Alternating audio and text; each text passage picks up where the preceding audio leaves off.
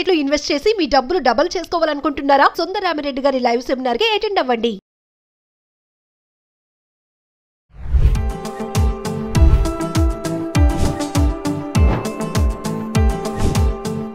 నమస్తే, welcome back to Suman TV. ప్రస్తుతం మనతో పాటు ఉన్నారు ఫ్యామిలీ కౌన్సిలర్ రజనీ రామ గారు. నమస్తే మ్యామ్. నమస్తే నవీన.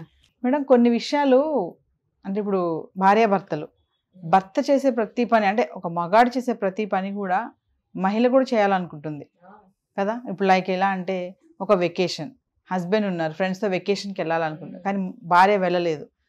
లైక్ ఒక జిమ్మే తీసుకోండి ఎగ్జాంపుల్, ఎంతవరకు అంత దూరం వదిలేండి వెకేషన్ వరకు.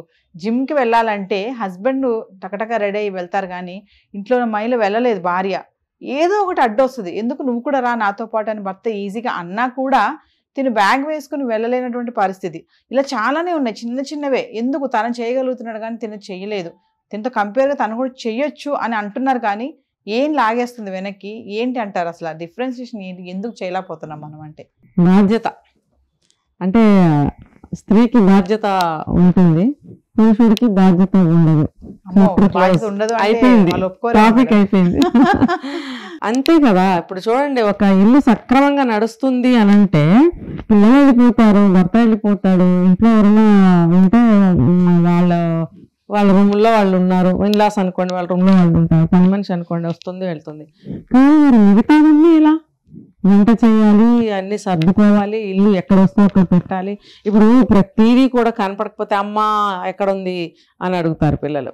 అలాగే హస్బెండ్ ఎక్కడ పెట్టావో అని అడుగుతాడు, లేకపోతే ఎవరైనా వస్తారని అడుగుతారు. ఇప్పుడే సమాధానం చెప్పుకోవాలి. ఇంట్లో ఇల్లాస్ ఉంటే వాళ్ళు ఏదైనా అడిగితే వాళ్ళకి ఇప్పుడే చూడాలి. ఫర్ ఎగ్జాంపుల్ పొద్దుటే లేచి తను కూడా మీరు అన్నట్టు జిమ్కి వెళ్ళాలి, లేకపోతే కూర్చుని హాయిగా బాల్కనీలో కప్పు కాఫీయో టీయో తాగాలని అనుకుంటుంది, కానీ ఆ టైంలో ఇంకోటి ఏదో జరిగిపోతూ ఉంటుంది ఇంట్లో. అక్కడ ఒక కాలు ఇక్కడ ఒక కాలు పరిగెడుతూ ఉంటుంది. ఎందుకనంటే అది పూర్తి బాధ్యత మెంటల్గా తనే తీసుకుంటుంది, ఫిజికల్గా కూడా. హస్బెండ్ అనేవాడు కూర్చొని హాయిగా ఎంజాయ్ చేస్తుంటాడు. అంటే ఏంటంటే ఇది బాధ్యత అనే కంటే దానికన్నా ముందుకు వెళ్తే కనుక ఇవన్నీ ఇంట్లో పనులన్నీ ఆడవాళ్ళు చేసుకునేవి, బయటకు వెళ్ళకూడదు, మగవాళ్ళు మాత్రమే బయటకు వెళ్తారు అనేటువంటి సంస్కృతిలో నుంచి బయటకు వచ్చిన తర్వాత వస్తున్న ప్రశ్న ఇది. మాకు నిజంగా మనుషులు కాదు, అందరికీ అన్ని కోరికలు సమానమే. ఈక్వాలిటీ అంటారు కదా. ఈక్వాలిటీ కూడా కాదు, పక్కన పెడదాం, అన్ని మనిషే కదా. ఇప్పుడు స్త్రీ పురుష భేదమే తప్ప అన్నీ ఒకటే. అన్నీ ఒకటే అయినప్పుడు వీళ్ళకి వద్దు అన్నారు, వాళ్ళకి చేయండి అన్నారు. ఆనాటి సంస్కృతి సాంప్రదాయాలు అట్లా పెట్టారు, అంటే ఆ పరిస్థితుల ప్రకారం పెట్టారు. కానీ ఇప్పుడు పరిస్థితులు మారాయి, ఆడవాళ్ళకి ఇప్పుడు అన్ని కోరికలు ఉంటున్నాయి, అన్నీ చేయాలనిపిస్తుంది, చేయగలరు కూడా, కానీ చేయలేని పరిస్థితి. ఎందుకనంటే స్త్రీలకి మరి ఆ లోపల ఉన్నటువంటి జీన్స్ అలాగా ట్రావెల్ అవుతూ ఉంటాయి అన్నమాట. ప్రతి జనరేషన్కి కూడా ఒక బాధ్యత అనేది. పెళ్ళి అవుతుంది, పిల్లలు ఆడవాళ్ళకే పుడతారు, పిల్లల్ని పెంచుకోవాలి, ఫీడ్ చేయాలి, వాళ్ళకి స్నానం పోయాలి అనేటువంటి ఒక రెస్పాన్సిబిలిటీ స్త్రీకి వచ్చేస్తుంది, పెళ్లితోటి వచ్చేస్తుంది. పెళ్లికి ముందు కూడా ఏంటంటే తల్లిదండ్రులకి ఎంతో కొంత సహాయపడాలి, తల్లికి సహాయం చేయాలి, ఆ పని కూడా వాళ్ళు ఆడపిల్లలకే చెప్తారు.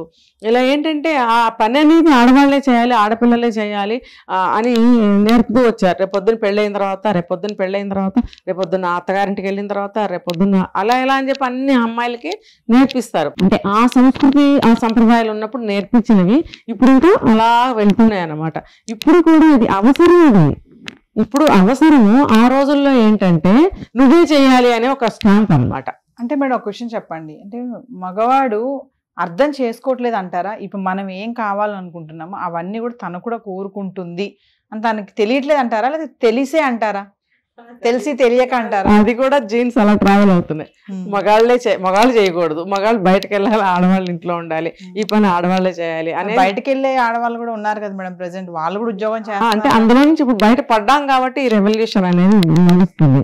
అంటే ఇప్పుడు అన్ని మారాయి కాబట్టి ఇద్దరు సమంగా చేసుకోవాలి. అయినా కూడా ఇప్పుడు ఆడవాళ్ళు వెళ్ళలేకపోతున్నారు. ఎందుకంటే అదొక వచ్చేసి ఒక బాధ్యత.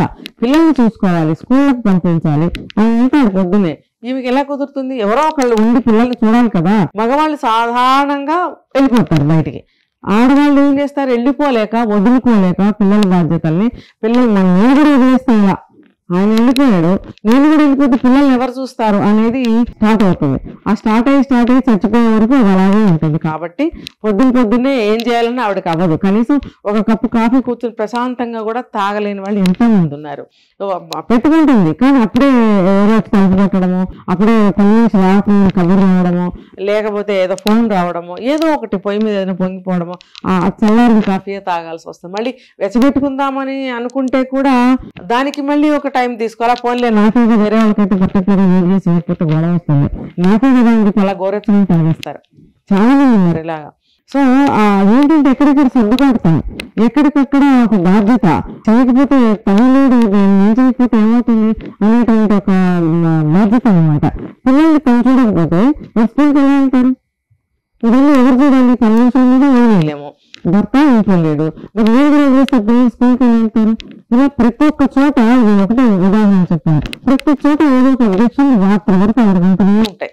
అది ప్రతి ఒక్కరికి తెలిసిన విషయమే అది. అందుకని చెప్పి ఆడవాళ్ళు ఏ టైంలోనూ బయటకు వెళ్ళారు. ఇప్పుడు సాయంత్రం వెళ్దామా అంటే సాయంత్రం పనులు సాయంత్రం ఉంటాయి, వీళ్ళు మాత్రం బయట తిరిగి వస్తూ ఉంటారు. అందుకని ఆడవాళ్ళు కాస్త ఆ పట్టుదల ఎక్కువ ఉండి కొంచెం పనుల్లో ఏమన్నా వాళ్ళు మోడిఫై చేసుకుని షార్ట్ చేసుకుని ఉపాయంతో ఏమన్నా చేసుకుని గబగబా మనం కూడా వెళ్దామని అనుకుంటే కూడా ఎంత షార్ట్ కట్ చేద్దామన్నా అవ్వదు. ఎందుకో తెలుసా? అలసిపోతారు చేసి. ఇంకొకటి రేపు తను చేసే పనులు ఎవరు చేసా బాగా రాదు, కుదరదు, సాటిస్ఫాక్షన్ ఉండదు. నేను చేస్తేనే వాళ్ళు తృప్తిగా తింటారు, నేను చేస్తేనే వీళ్ళు నీట్గా ఉంటుంది. నేను ఇప్పుడు వస్తువు ఇక్కడ తీసి ఇక్కడ పెట్టకపోతే వాళ్ళకి ఉండదు, అందుబాటులో ఉండదు.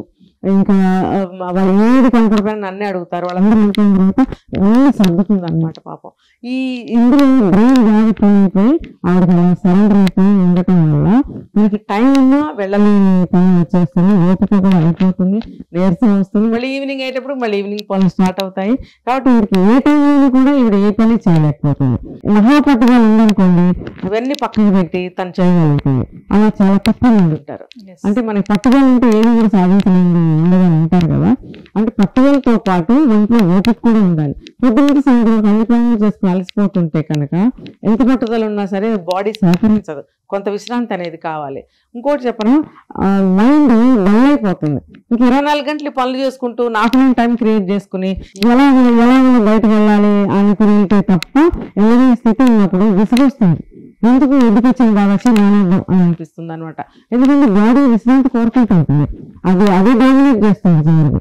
అందుకని ఎక్కడో ఒకరు తప్ప అన్ని కొంతమందికి ఇలా ఉండవచ్చు, కొంతమంది వాళ్ళకి బాగానే ఉంటుంది, వాళ్ళు సక్సెస్ అవుతారు, ఏదో చేయగలుగుతారు. కానీ చాలా మంది ఇలానే పాపం ఇంటికి వెళ్ళిపోతే ఆరోగ్యాలు పాడు చేసుకుని ఏదో ఇంట్లో వాగ్వివాదాలు ఇవన్నీ పడలేకపోతారు. ఒక్కొక్కళ్ళు సరెండర్ అయిపోతారు, ఏమైంది ఇప్పుడు ఏం చేయకపోతే అని దానికి అలవాటు పడిపోతారు. ఫైనల్ గా క్వశ్చన్ చెప్పండి మేడం, అలసిపోతారు అన్నారు చూసారా, చివరికి అంత అలసిపోయి పని చేసినప్పటికీ కూడా ఏం తిప్పావులే అనే మగవాళ్ళు కూడా ఉన్నారు చాలా మంది. ఏం చేస్తున్నావులే నువ్వు అనే వాళ్ళు ఉన్నారు, అందరి గురించి కాదు, అలా అనే వాళ్ళకి మీరు ఏమైనా చెప్తారా ఫైనల్ గా? నువ్వేం చేసావు అంటారు, నువ్వేం చేసావు తిని పడుకోవటమేగా. నేను ఇది వీడియో చేశాను, మనం గుర్తుందా లేదో, వచ్చి రాగానే భర్త తింటున్నావా, నిద్రపోతున్నావా అంటే ఆవిడ అలా చేస్తూ ఉంటుందనా నీ ఉద్దేశం? ఏ టైంలోనైనా సరే తలుపు తీయగానే లోపలికి వచ్చి నువ్వు ఏం పలకరించకపోతే పో, కానీ రాగానే నిద్రపోతున్నావా తింటున్నావా నీకు 2 ప్రశ్నలు వేస్తానంట. చూసారా, అటువంటి అభిప్రాయాలు ఉన్న వాళ్ళు కూడా ఉన్నారు. ఏం చేస్తున్నావు అంటే దానికి సమాధానం ఉంది. ఒకరోజు ఉద్యోగం పెట్టి పొద్దుపూట సాయంత్రం వరకు కూర్చో, నువ్వేం చేయకపో కూర్చో, ఏం చేస్తున్నావో సమాధానం దొరుకుతుంది. అని ప్రశ్న వేస్తే కూర్చోరు, చూడు రేపుకోవాలి కదా. అందుకని వాళ్ళకే తెలిసి వీళ్ళు ఏం చేస్తుంటారో. కానీ అలా ఒక గురించి ఉంటారు, వాళ్ళు దేవత్వాన్ని పెట్టాలి, ఒక నిద్రింపు అనమాట. అందుకే ఆ మాట ఉపయోగిస్తూ ఉంటారు. అవి మాయం అనుకుంటారని వీళ్ళు ఎలక్ట్గా ఎప్పటికప్పుడు పని చేసుకుంటూ జాగ్రత్తగా ఉంటారని చెప్పి వాళ్ళ మాటలు ఉపయోగిస్తారు తప్ప నువ్వేం చేయలేదని మాత్రం కాదు. నిజంగా పనిపాటలు చేయకుండా సందర్భంగా నేను చూసుకోవద్దు. అలాంటి వాళ్ళ గురించి ఎప్పుడు మనం మాట్లాడుకోవాలి. నిజంగా వీటి గురించి సఫర్ అయ్యాలంటే థ్యాంక్ యూ.